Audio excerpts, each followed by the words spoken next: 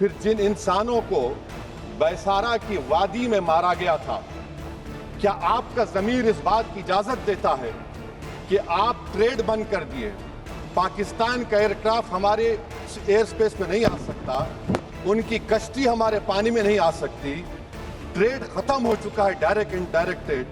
आपका ज़मीर जिंदा क्यों नहीं है? किस सूरत से आप पाकिस्तान से क्रिकेट मैच खेलेंगे जब हम पानी नहीं दे रहे हैं? 80% पानी पाकिस्तान का हम रोक रहे हैं। ये कहकर के पानी और खून नहीं बहेगा, आप क्रिकेट मैच खेलेंगे? मैडम, मेरा ज़मीर तो गवारा नहीं करता कि मैं उस मैच को देखूंगा। तो हम जानते हैं पाकिस्तान और इजराइल इस पूरी दुनिया में एक फेल्ड स्टेट है, और पाकिस्तान के आर्मी चीफ को, जिससे हमारे स्ट्रेटेजिक रिलेशनशिप, इसको अपना दोस्त कहते हैं, उस देश का प्रेसिडेंट उस शख्स को बुलाकर खाना खिलाता है अपने साथ जिसके भाषण से हमारे लोग मारे गए थे। एक गोरा व्हाइट हाउस में बैठकर भारत की सीज फायर का ऐलान करेगा? ये आपका नेशनलिज्म है? अफसोस होता है मुझे कि अगर एक चचा सैम ऐलान कर रहे हैं तो हमारी फौज पर क्या असर पड़ा होगा, हमारे उन पायलटों पर क्या असर पड़ेगा जो नहीं मालूम कितनी ऊपर आसमानों पर भारत की हिफाजत कर रहे हैं। वो नेवी का सिपाही जो समंदर में खड़ा हुआ है, उसको ये नहीं मालूम हो रहा है कि मेरा प्रधानमंत्री ऐलान नहीं किया, एक गोरे ने ऐलान किया। मैं मुबारकबाद देता हूं हमारी मुसल्लह अफवाज को कि उन्होंने एक अजीम कुर्बानी पेश की और बहादुरी के साथ ऑपरेशन सिंदूर में भारत को कामयाबी दिलाई। मैं मुसल्लह अफवाज ने पहले 9 दहशतगर्द ठिकानों पर उनको निशाना बनाया, और सबसे मेरी नज़र में जो दहशतगर्दी के दिल पर हमला हुआ वो भावलपुर का था, और 6 एयरफील्ड, 3 हैंगर और 2 रनवेज को हमने तबाह किया। Aim right, achieve big. At KR Mangalam University, we provide you the platform to turn your dreams into reality. At KR Mangalam University. बाद में ऑपरेशन सिंदूर की कामयाबी की एक अहम वजह यह थी मैडम कि मुल्क में इत्तेहाद और इत्तेफाक पैदा हो गया था, एक यूफोरिया पैदा हो गया था, मगर अफसोस कि हुकूमत ने उसका फ़ायदा नहीं उठाया। मैं आज भी कह रहा हूं, जिम्मेदारी के साथ कह रहा हूं कि पाकिस्तानी फ़ौज, पाकिस्तान की ISI, पाकिस्तान का डीप स्टेट, उनका हयाती मकसद ये है कि हमेशा भारत को कमज़ोर किया जाए, और अगर हमको इन ताकतों को कमज़ोर करना है तो देश में इत्तेहाद और इत्तेफाक को बरकरार रखना पड़ेगा। अगर हम बुलडोज़र के ज़रिए या फिर लिसानी जबर के ज़रिए या मजहबी फ़िरक़ा परस्ती के ज़रिए अक़लियतों को निशाना बनाएंगे तो हम खुदा ना खास्ता उन पड़ोसी मुल्क के दहशतगर्द तंजीमों को कहीं कामयाब ना हो जाए। मैडम, मैं आपके सामने ये भी कहना चाहूँगा कि इत्तेहाद और इत्तेफाक इस मुल्क में जब मजबूत होगा तो हमको बैनुल-अक़वामी सतह पर दिखाने की ज़रूरत नहीं पड़ेगी।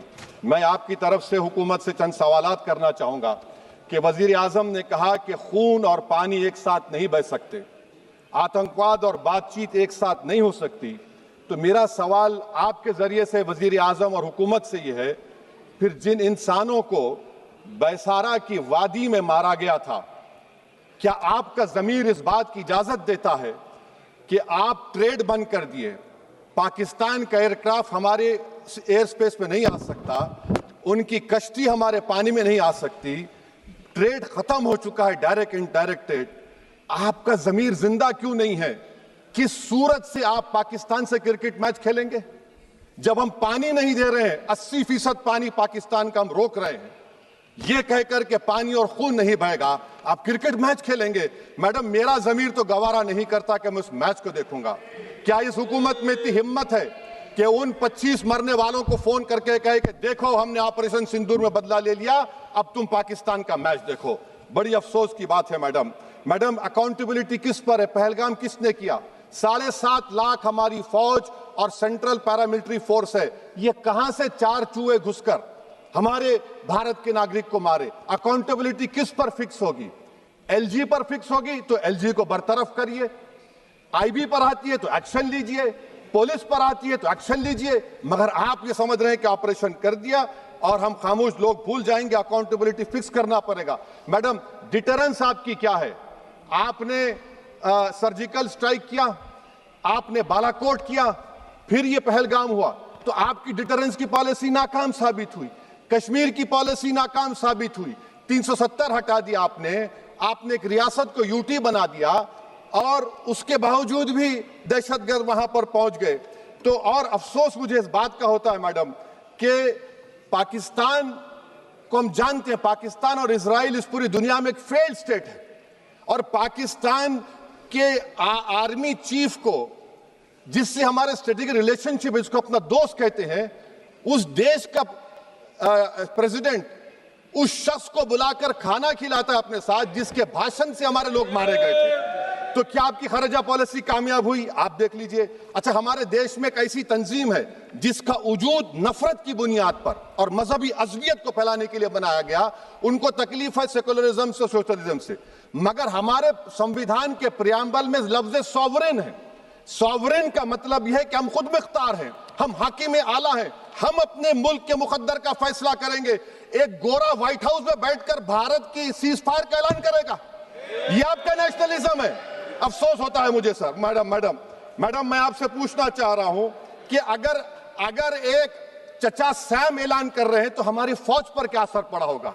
हमारे उन पायलटों पर क्या असर पड़ेगा जो नहीं मालूम कितनी ऊपर आसमानों पर भारत की हिफाजत कर रहे हैं? वो नेवी का सिपाही जो समंदर में खड़ा हुआ है, उसको यह नहीं मालूम हो रहा है कि मेरा प्रधानमंत्री ऐलान नहीं किया, एक गोरे ने ऐलान किया।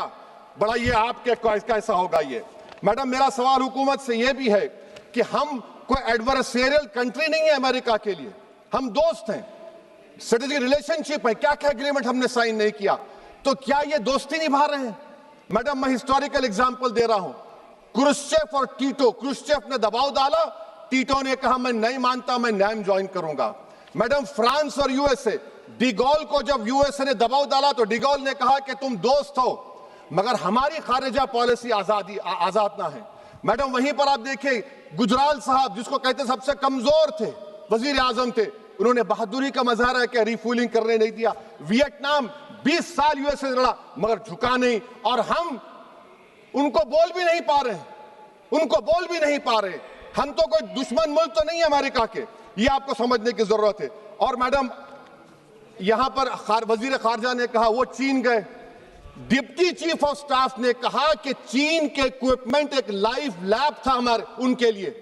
क्या आपने कहा चीन को कि तुमने क्यों दिया पाकिस्तान को हथियार? आप नहीं कहे।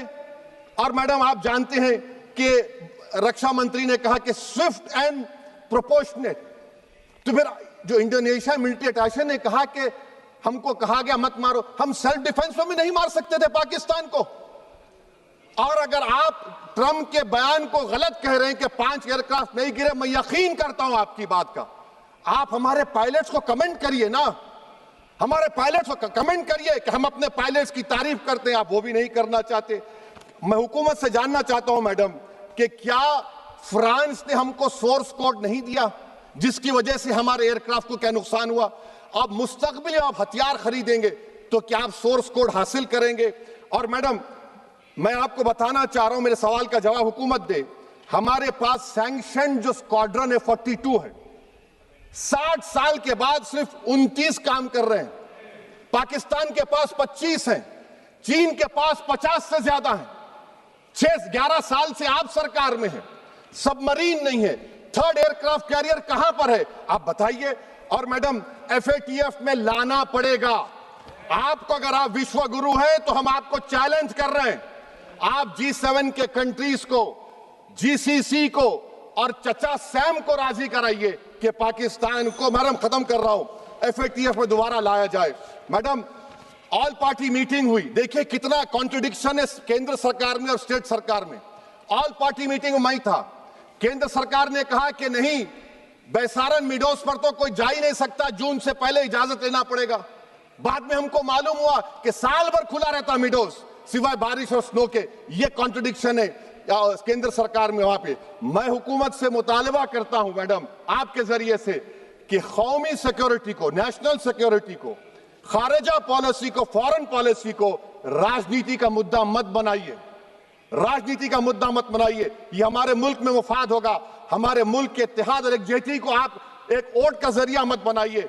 और मैं एक आखिरी बात पूछ रहा हूं मैडम, क्या चीन ने हमसे कहा था कि सीज फायर कर लो? और कैसे पाकिस्तान ने हमारे पायलट्स की बातों को सुना कि हमारा कम्युनिकेशन एनक्रिप्ट नहीं है?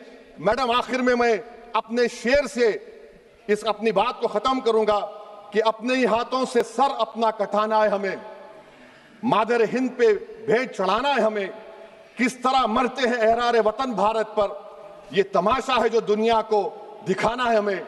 ये मैं भारत की उस बहादुर फौज के नाम पे करता हूं, मुसल्ह फौज के नाम पे करता हूं। ये शेर कहने वाला कोई बीजेपी का नहीं था, ये शेर कहने वाले का नाम शेर था, शहीद अशफाकुल्लाह। मैं फिर से हुकूमत से कह रहा हूं, पाकिस्तान टेररिज्म करेगा, आप तैयार हो जाइए। आप चीन से मोहब्बत, कितना इम्बैलेंस हुआ ट्रेड का, कितना इम्बैलेंस हो रहा है चीन से। अच्छा, जब गलवान हुआ उस वक्त भी ट्रंप ने कहा था कि मैं बात करूंगा, हमने कहा नहीं बात करेंगे, जरूरत नहीं है। आज ट्रंप हमारे से पहले बोलता है इज्जत नफ्स भी कोई चीज होती है, इख्तिदार में कोई यहां रहेगा कोई वहां रहेगा, मगर इख्तिदार में इकबाल होना चाहिए। बदबख्ती की बात यह है कि आपने इकबाल को खो दिया। बहुत बहुत शुक्रिया।